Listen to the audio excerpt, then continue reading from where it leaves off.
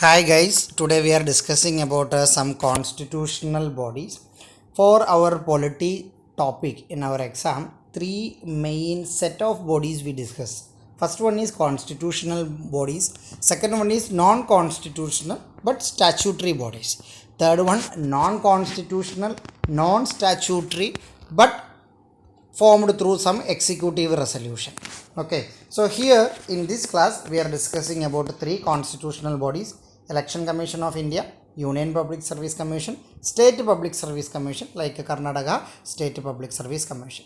So why they are being called as constitutional bodies? Because they are mentioned in constitution. So where it is in the constitution, that you can easily identify which article it comes, which part it comes. So you can see those bodies specification in the sense their organization, their appointment, what are their functions and duties, what are the removal procedure for them, how their independence being ensured. So like that, many points you will find in the constitution, or some of the things related with these bodies you can find in the constitution. Anyway, constitutional bodies are such which is mentioned in the constitution. So when we study about these bodies, whether it is constitutional bodies or statutory bodies, what all things you need to focus? One is, first see how many members are there. Is it a single member body or multi-member body? Then how they are being appointed, which authority is appointing them, is there any selection committee for that? If it is selecting, what kind of qualification they are actually prescribing for those members, or if there is chairman for those chairman, and what is the removal procedure, and which way they are submitting resignation, is there any inquiries are there for the removal procedure and all. And at the last, the most important thing is what are the power and functions of those bodies. So whenever you are studying a constitutional bodies, keep in mind you are knowing these brief points. So when you are focusing on these points, it will be helpful for your prelims also, mains also. Let's discuss about the Election Commission of India. Election Commission of India, that provisions are mentioned in part 15 of the constitution. From article 324 to 329, election related provisions are there. So election commission, its organization, its independence are mentioned in article 324. So 324 says about election commission. What is election commission? What is the mandate of this election commission? Why there is a body called Election Commission of India? Election Commission of India is a permanent independent body established by the Constitution of India directly to ensure free and fair elections in the country. Or simply we can put in like this: Election Commission is one which conduct smooth election for some prescribed post. We will see what all elections comes under the mandate of Election Commission of India.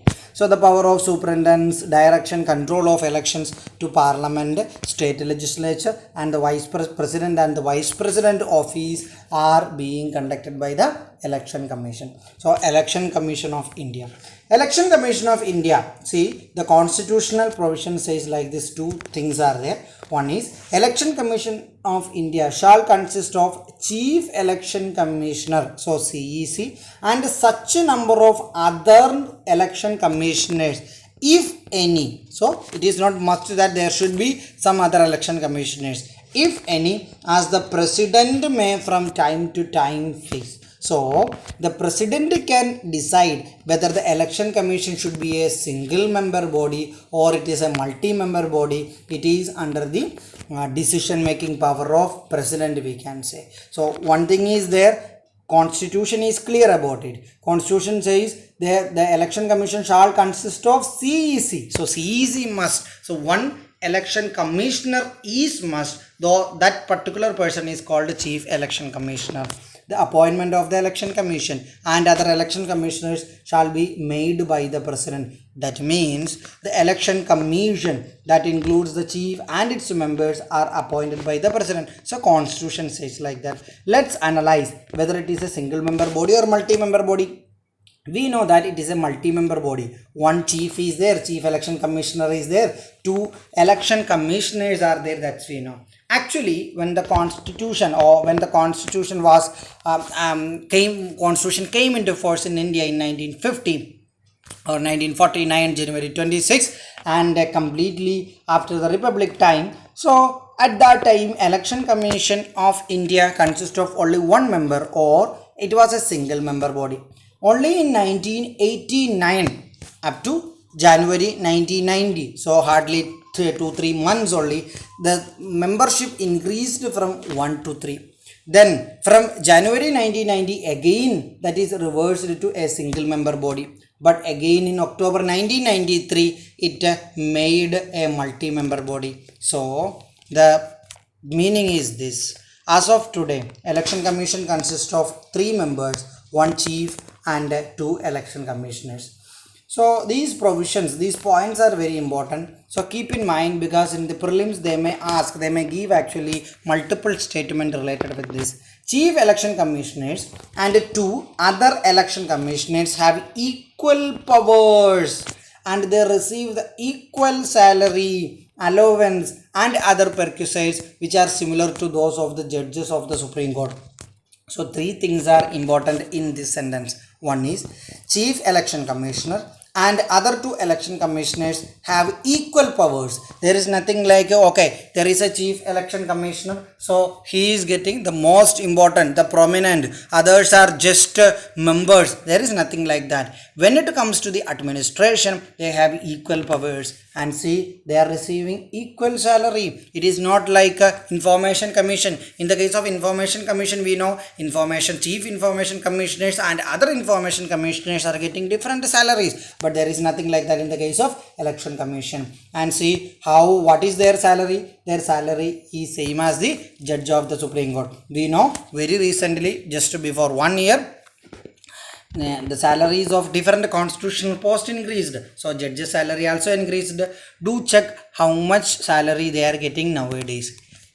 Lakhs of money they are getting. How much it is? Check it. So judge of the Supreme Court, whatever salary they are receiving, the chief election commissioners and election commissioners also paid the same. See, in case of difference of opinion amongst the CEC and the other members, the matter is decided by voting, or by voting which decision is getting the majority. So that's how the decision are being taken. Don't think like once upon a time RBI was there, no, Reserve Bank of India. So Reserve Bank of India governor had upper hand over the decision making over their governance body once upon a time. So there is nothing like in the case of election commission. Election commission, it is a multi-member body. There is a chief election commissioner, but the decisions are taken by majority. And see, they hold office for a term of 6 years or until the age of 65 years, whichever is earlier. Okay, so maximum 65 years. So beyond 65 years they cannot continue in office. So otherwise 6 years is the term which is earlier. So whichever is earlier, suppose 62 age they are getting appointment, means only 3 years they will get actually the term. Now they can resign at any time or can also be removed before the expiry of the term. Yes, they can resign any time, and resignation letter is submitted to the president itself, and they can be removed by the president, but there is a procedure. We will see those points. So how the independence of election commission, the most important body, election commission, how their independence is being ensured. Chief election commissioner is provided with a security of tenure. We have seen just now 6 years or 65 years of age. It is mentioned in the constitution in the case of chief election commissioner, not for the election commission. Although both chief election commissioner and election commissioners are enjoying the same tenure, constitutional protection only there for chief election commissioner. The service conditions of the chief election commissioners cannot be varied to his disadvantage after his appointment. We know that when the president is appointing the CEC and election commissioner, service conditions are given. So constitutionally the service conditions of CEC is protected. Any other election commissioners or regional commissioners cannot be removed from office except on the recommendations of chief election commissioner. Okay. Now comes to the powers and functions. The powers and functions of election commissioner broadly divided into 3, depends upon the nature of that work. administrative, advisory, or quasi-judicial. Let's see some functions, you will get it. Okay, anyway, in order to understand easily, I will tell you. So administrative means whatever the election related works are there, for example electoral roll preparation and deciding the territory, means through delimitation commission, we know that through delimitation commission territorial constituencies are demarcated and it is being enforced and it is being ensured by the Election Commission of India, and deciding the electoral preparing the electoral rolls in that region and deciding who all are ineligible voters, who all are not ineligible voters, and related to their nominations of the candidates and scrutiny of the, so like that whatever comes related with the conduction of elections and political party related functions, this can be considered as an administrative functions. Or for example political parties, in the sense, see, some of the political parties are getting national party status, some are getting regional party status, so these recognitions are given by the Election Commission of India. So these all administrative functions of the Election Commission are the powers of the Election Commission of India. And advisory, in some situations Election Commission of India is being actually consulted for advices. For example, related with the disqualification of some of the members, president or the governor are consulting Election Commission of India for advices. Or in the case of president's rule being implemented or being enforced in a particular state beyond 1 year time, we know that two conditions is must. One of the condition is Election Commission should certify that in that state national emergency must be enforced, either the entire state or part of the state. So there are some conditions in that actually Election Commission's advices are sought. And quasi-judicial, so judiciary means some decision making is being happening, some judicial powers are being given to the Election Commission of India. When it is actually, that is again related with the election conduction only. For example, whenever a party is giving recognition or a particular candidacy is being rejected, there is a dispute in that, or in the case of allocating election symbols, some two parties are actually fighting over that symbol. Recently it's happened in the Tamil Nadu after the demise of the Jayalalitha, related with the AIDMK successor. So two leaf is their symbol, so those issues happen now. So similarly, whenever this kind of actually arguments comes, the decision needs to be taken by the Election Commission, that is known as quasi-judicial bodies. Let's refer some of the powers of the Election Commission specifically. 1. To prepare and periodically revise electoral rolls, to register all eligible voters, to notify the dates and schedules of election, and to scrutinize nomination papers, to grant recognition to political parties and allowed symbols, act as a court of settling disputes relating to granting recognition to political parties, allotment of election symbols, to appoint officers inquiring into disputes of that, determine the code of conduct, prepare roster for publicity of policies of the political parties, means time allocation for the political parties in TV, radio, like that, to advise the president matters of disqualification, so etc. You just to go through that. So Election Commission has several functions that we have broadly discussed, categorized among the three: administrative, advisory and quasi-judicial. So that is what is the Election Commission. Next, come to the Union Public Service Commission.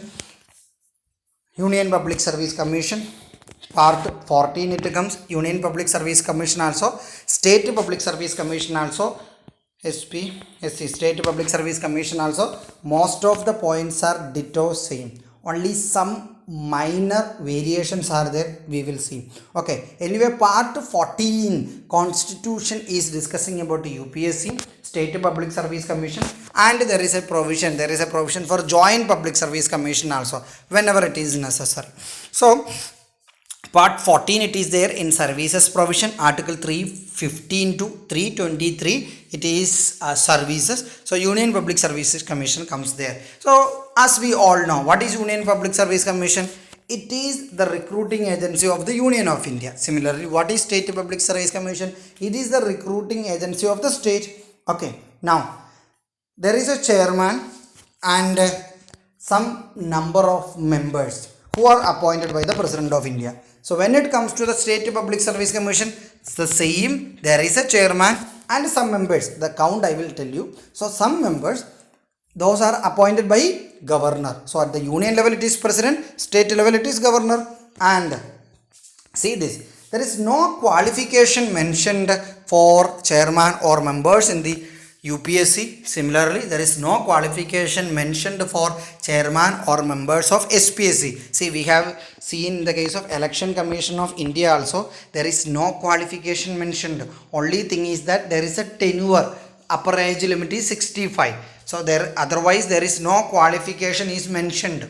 Okay, yeah.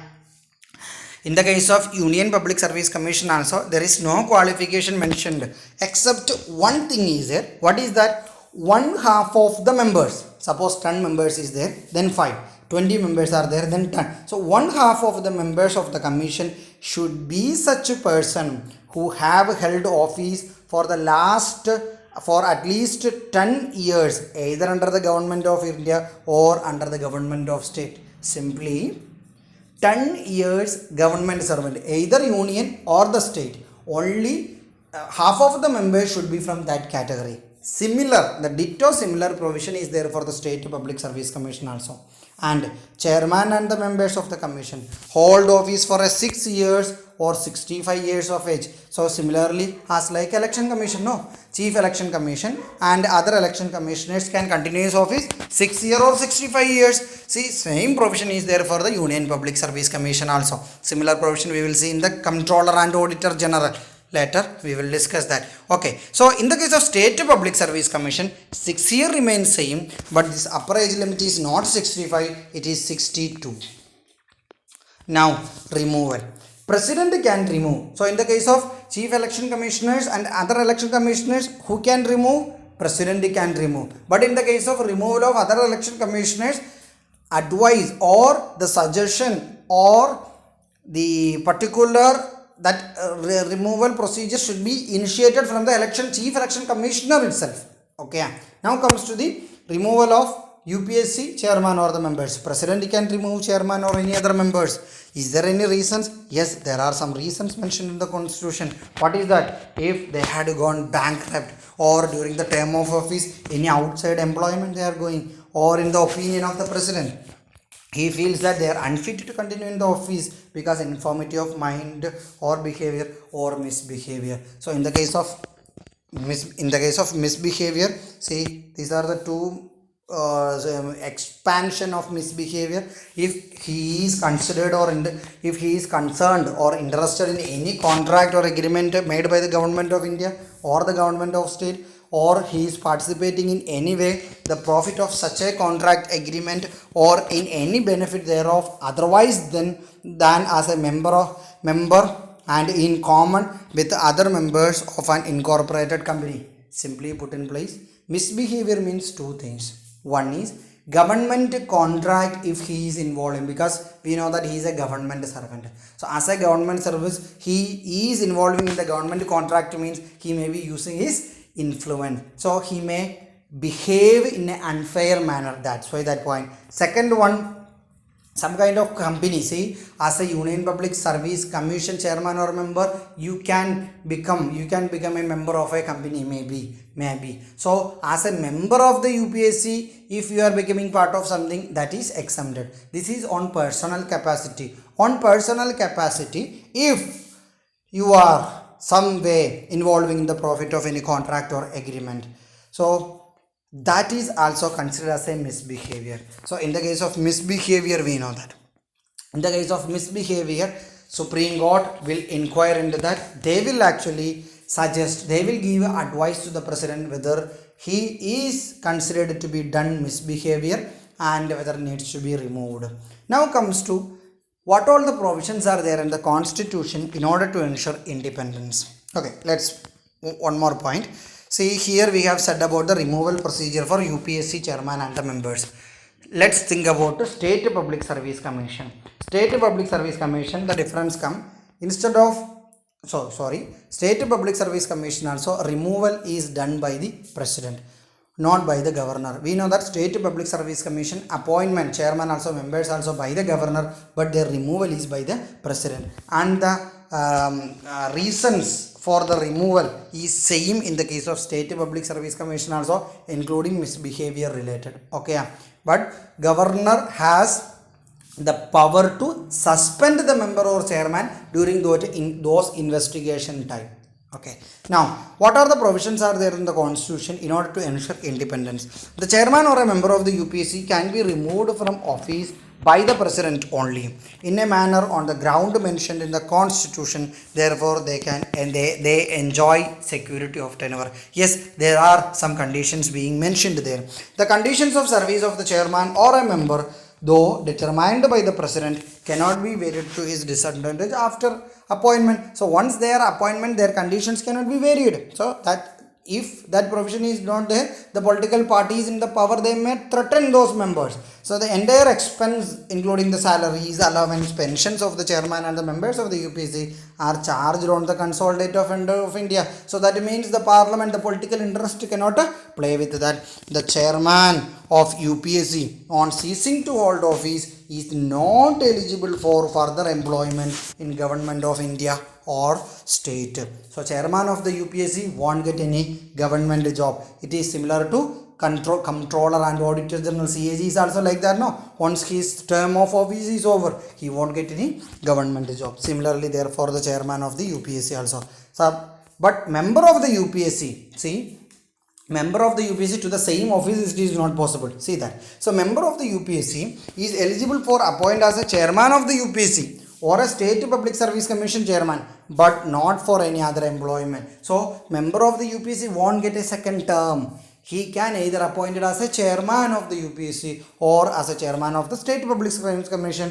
The chairman or a member of the UPSC not eligible for reappointment to the same office. So second term is not there. So what is the function? As we are expecting, we are aware about those all are the functions. It conduct examination for the appointment of all India services, central services, public services, centrally administered regions. It assists states in framing and operating joint recruitment if anything is there. It serve all or any needs of the state on the request of the state governor with the approval of the president.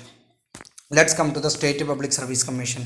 As already I have discussed the most of the points. Let's see. Article is same, party same. Changes given below.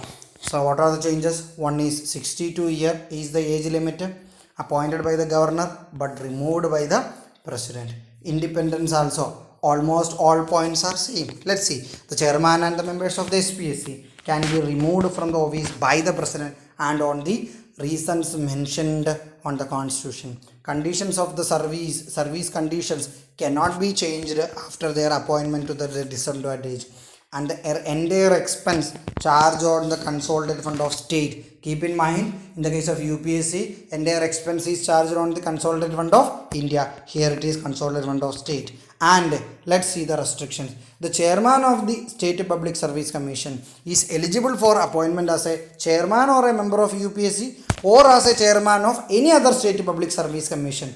No other government job. Is that okay? Once you are part of the recruiting agency, you won't get any other job, government job. Now, a member of SPSC is eligible for appointment as the chairman or member of UPSC or chairman of SPSC or any other SPSC, but not for any other employment in government of India or state. And there is no reappointment to the same post again. Okay. So, three main bodies we have discussed here. One is Election Commission of India, second one is UPSC, third one is State Public Service Commission. So, quick revision I will give you. So, Election Commission of India appointed by President. Qualification not mentioned anything. And Chief Election Commissioner has given protection from unfair removal, and the procedure for the removal is same as the judge's removal. Salary is same as the judge's salary, and 6 years or 65 years of age. Functions we know, 3 are there. Advisory functions are there. Administrative are there. Quasi-judicial functions are there. Don't write judicial functions. Some quasi-judicial. It looks like a judicial tribunal kind of. Is that okay? Now comes to the resignation submitted to the president. Now comes to the UPSC SPSC. Most of the points are same. Only difference comes in the case of age difference comes. In the case of removal also same. In the case of appointment, UPSC it is president, state it is governor. Governor can suspend the state members, chairman and all. Is that okay? So this is it. 3 bodies. I believe you have understood. Any doubt, please ask. Thank you.